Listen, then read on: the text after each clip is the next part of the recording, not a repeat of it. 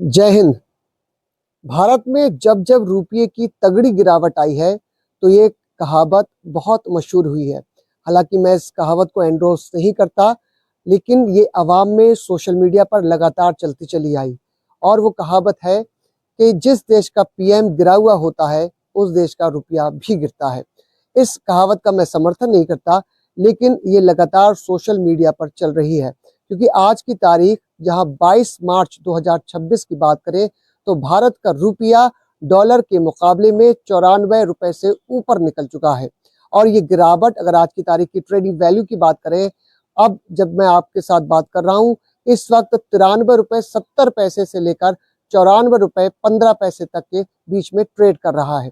बहरहाल कुल मिलाकर मामला ये है कि रुपये की गिरावट अब 94 रुपए से ऊपर निकल गई है और ये मुसलसल 100 की तरफ बढ़ रहा है।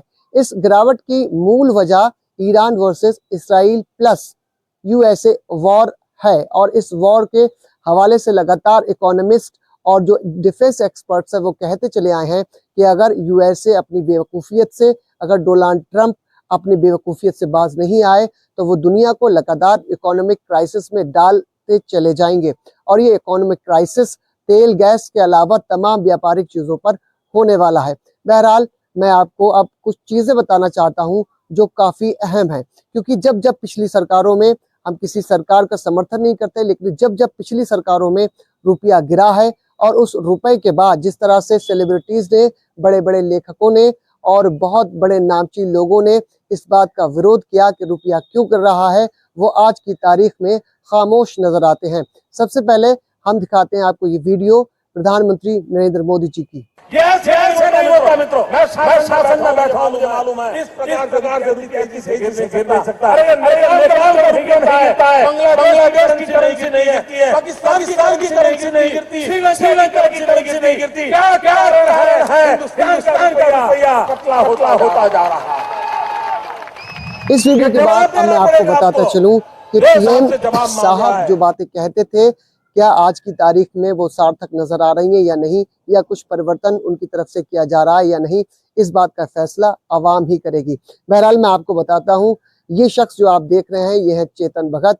ये जाने माने एक लेखक हैं और जब रुपया पिछली बार 60 के करीब पहुंचा था तो इन्होंने कहा था खुलकर ट्विटर पर, उस वक्त एक्स ट्विटर हुआ करता था, कि गवर्नमेंट साइलेंट है, लेकिन आज ये जनाब कहीं नजर नहीं आ रहे हैं।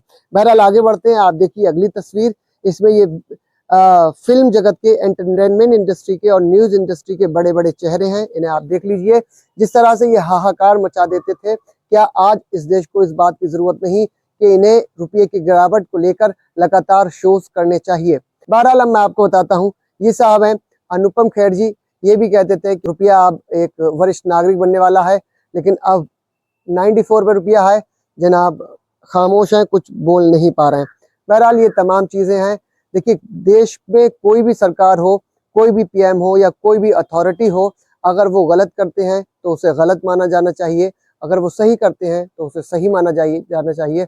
और आज की ये हकीकत है कि भारत कहीं ना कहीं बेवकूफ़ की दोस्ती और जी का जंजाल में फंस कर रह गया है और लगातार महंगाई, गैस की इश्यूज और पेट्रोल के प्रॉब्लम्स की तरफ बढ़ रहा है।